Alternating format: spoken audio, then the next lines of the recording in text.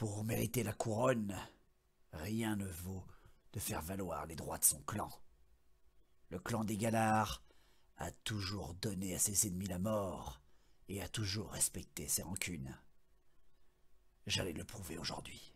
Nous sommes sous la 75e année du règne de Thor Galar. Mon père a protégé la citadelle durant des dizaines d'années. Et aujourd'hui, il a annoncé à mes frères et à moi-même qu'il allait désigner son héritier.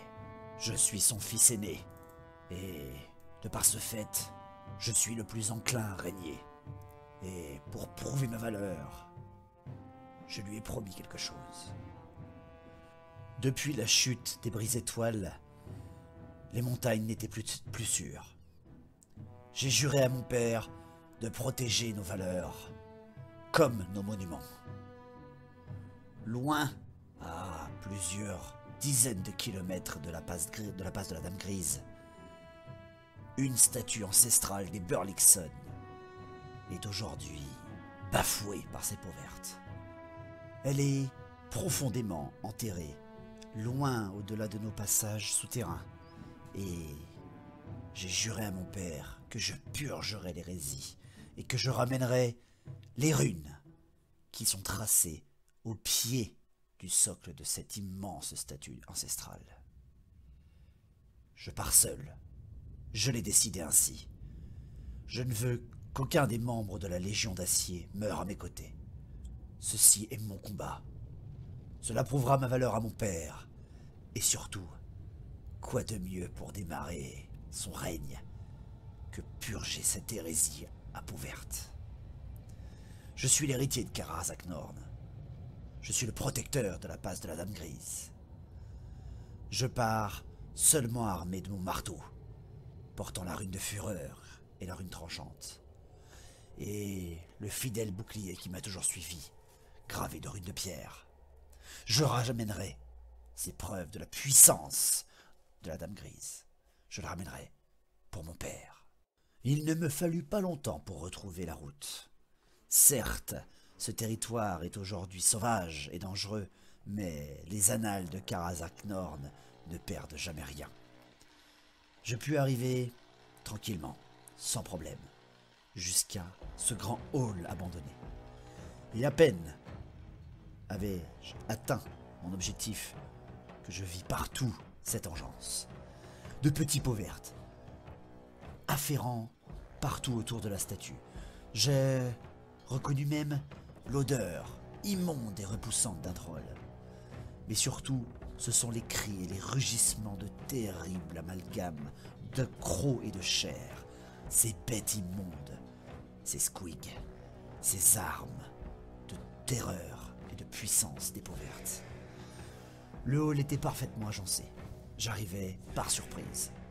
Et mes ennemis étaient affairés à dresser leurs bêtes, sortant les unes après les autres d'un trou immense, juste en face de cette statue ancestrale. Voulaient-ils l'abattre et la faire tomber dans ce puits? Voulaient-ils simplement dresser leurs bêtes? Qu'importe, je les purgerai tous, pour la volonté de mon père. Rapidement, je me cacha. Oh non, sans courage, mais par précaution. Il y avait des archers parmi eux. Et mourir au combat une flèche dans l'oreille, quel déshonneur. Personne ne me vit arriver. Jusqu'au moment où c'est l'odeur des squids qui les fit perdre des pédales. Ils se mordaient les uns les autres, ils étaient sauvages. Ah, ces bêtes sont terribles sur le champ de bataille, mais ce ne sont que des bêtes. Elles s'affairaient à se disputer, et mon odeur, très rapidement captée par leur sens, les rendit complètement fous, et les bloqua les uns les autres. Certains gobelins continuaient de se disputer sur la meilleure tactique à prendre pour dresser ces bêtes. Je les entendais être nasillards et sournois comme à leur habitude, tandis que je ne repérais toujours pas où se trouvait le troll. Et je profite tout de suite de cet avantage. Je fais le tour de la statue du grand loup pour pouvoir prendre à revers ces premières créatures. Et cela ne manqua pas de me faire tout de suite repérer. Mais qu'importe, j'ai confiance dans le Grand Bril et j'ai confiance dans mes capacités. Ils ne sont qu'une douzaine. Seuls les squigs m'inquiètent. Je vais pouvoir les ravager. À peine petit de ma cachette que plusieurs squigs se foncent sur moi. Même quelques archers gobelins se retournent. Mais la cohésion n'est pas leur fort. Ils étaient espacés, dispersés. Je reçois plusieurs traits sur moi. Mais déjà, la moitié d'entre eux ne me touchent pas, et d'autres viennent se rebondir sur mon bouclier de Gromril. Et me voyant sortir de leurs traits, ils stoppent leur avancée, écarquillent leurs yeux, et pour moi c'est le moment. Plusieurs squigs arrivent face à moi, mais il y a de quoi passer pour pouvoir charger tout de suite le premier gobelin face à moi. Et je fonce sur mon ennemi. Il ne fait pas le poids.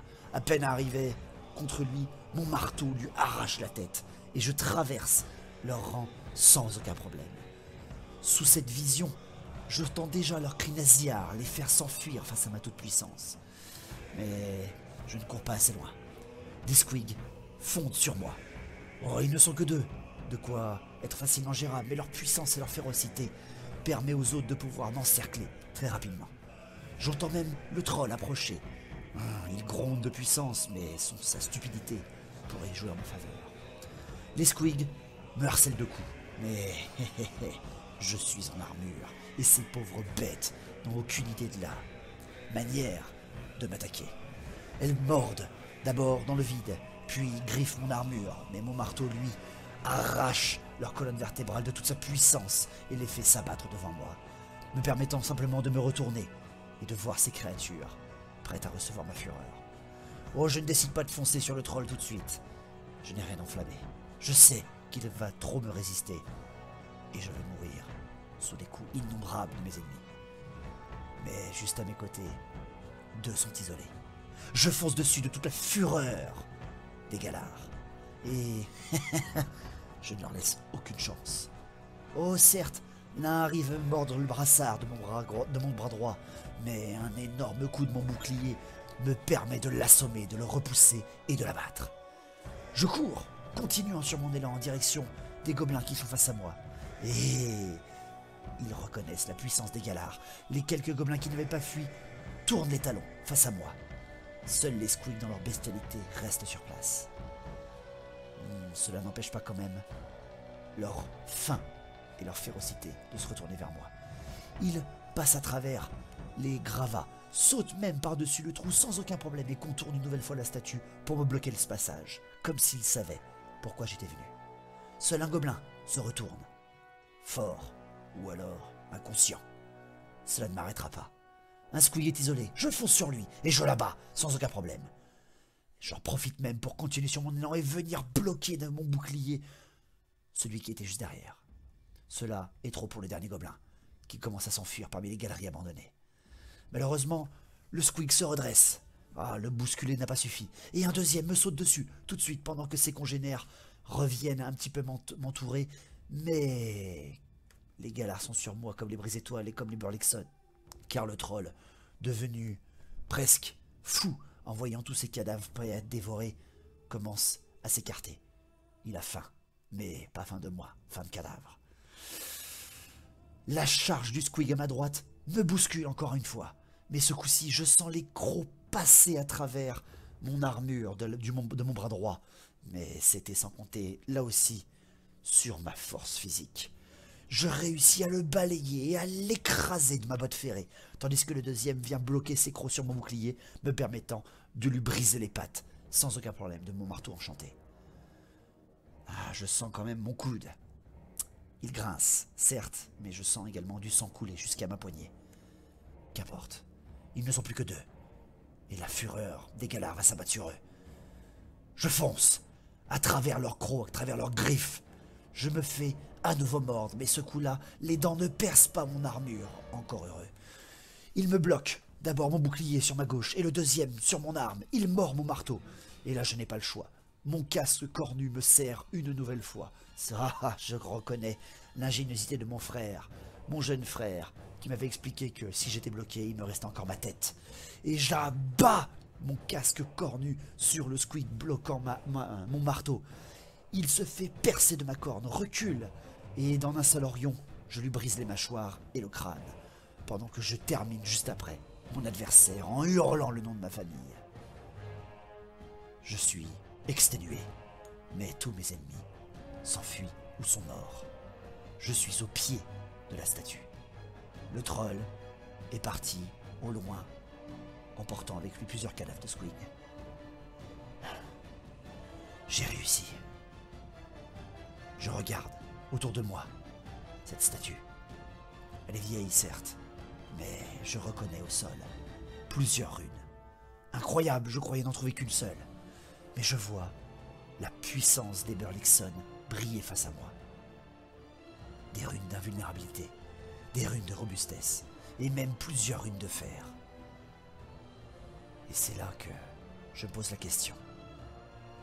Laquelle vais-je ramener à mon père ?